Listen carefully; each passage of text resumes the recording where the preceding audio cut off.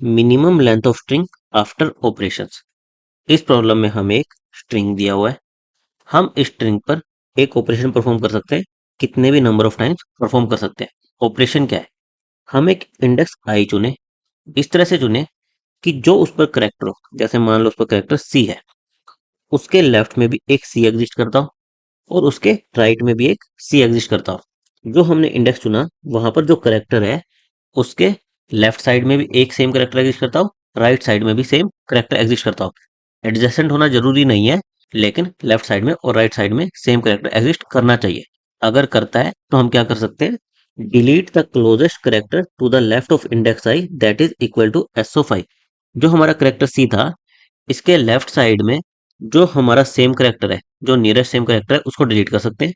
Same चीज right side में जो नियरेस्ट सेम करेक्टर है उसको हम डिलीट कर सकते हैं। हम इन ऑपरेशंस को कितनी भी बार कर सकते हैं। बस कंडीशन क्या है कि हमारा जो करेक्टर हम चुने उसके लेफ्ट और राइट में सेम करेक्टर होना चाहिए, तभी हम इनको डिलीट कर सकते हैं। उसके बाद हमें minimum length of final string जो हम अचीव कर सकते हैं वो रिटर्न करना है।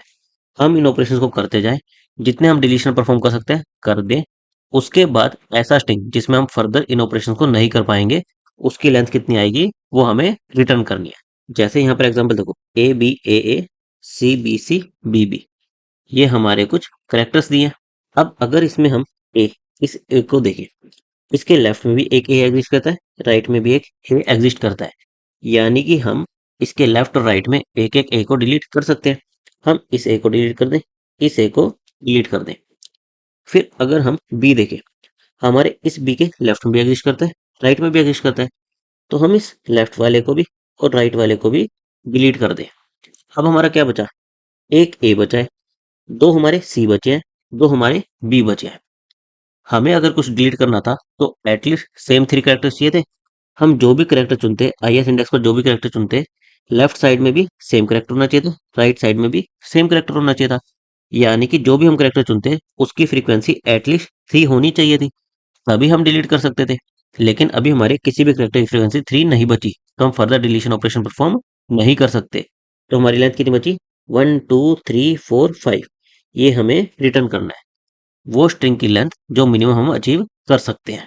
तो इस चीज से एक तो हमें क्या पता चला कि अगर हमें किसी करेक्टर को डिलीट करना है, उसकी मिनिमम फ्रीक्वेंसी 3 होनी ही होनी चाहिए। अगर 3 से कम है उसको हम डिलीट नहीं कर पाएंगे। अगर हमारी 3 से ज्यादा होती, जैसे मान लो हमारा ए ए ए ए, इस तरह से 4 फ्रीक्वेंसी होती, तो हम क्या कर सकते थे? हम एक टर्न में दो करेक्टर को डिलीट कर सकते हैं। हम कोई भी करेक्टर चुनते, ये वाला, एक लेफ्ट में एक राइट में, हर एक टर्न में दो करेक्टर को डिलीट करते। जैसे मैं इस 4 की जगह 6 फ्रीक्वेंसी ले लेता हूँ, ये मान लो हमारा 6 टाइम आया होता, तो हम क्या करते? एक टर्न में किन्हीं भी दो को डिलीट कर देते, दूसरी टर्न में किन्हीं भी दो को डिलीट कर देते।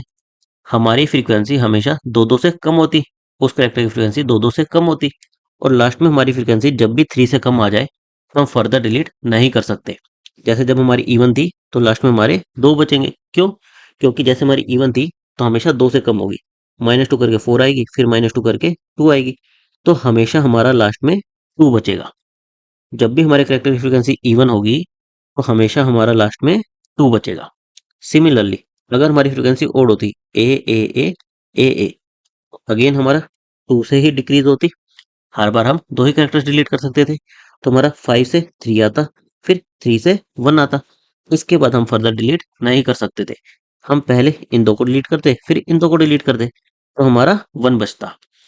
अगर हमारी ओड फ्रीक्वेंसी है और क्योंकि हम एक बार में दो कैरेक्टर्स को डिलीट कर सकते हैं, हमारी हमेशा ओड ही रहेगी, और लास्ट में जब 1 बचेगा तो हम फर्दर उसको डिलीट नहीं कर पाएंगे। अगर हमारी फ्रीक्वेंसी ओड है तो हमारा लास्ट में 1 बचेगा।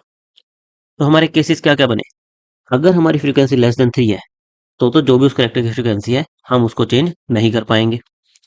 अगर हमारी 3 से ज़्यादा है और अगर ओड है तो हमारा लास्ट में 1 कैरेक्टर बचेगा, और अगर हमारी इवन फ्रीक्वेंसी है तो हमारा 2 कैरेक्टर बचेंगे।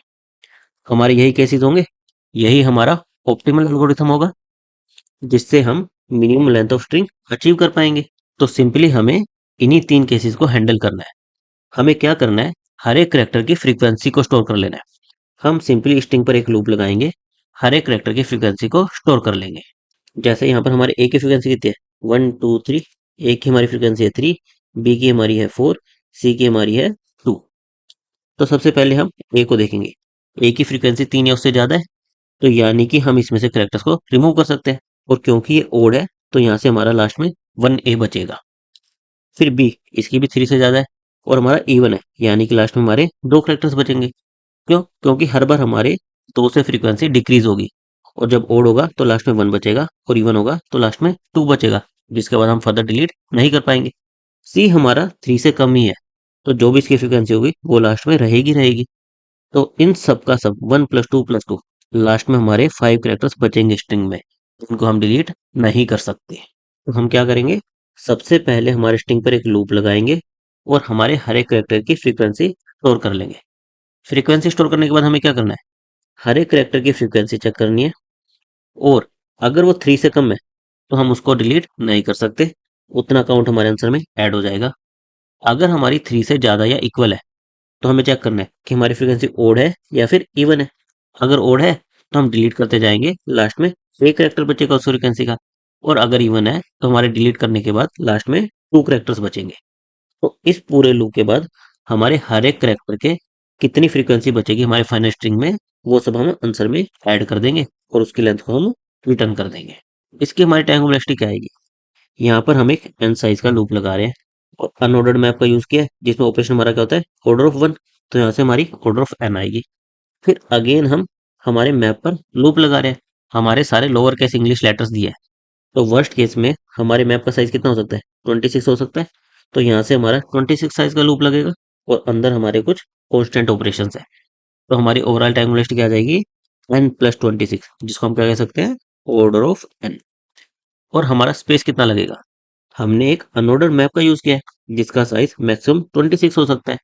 तो हमारा स्पेस कॉम्प्लेक्स क्या आ जाएगी, order of 26। Thank you guys.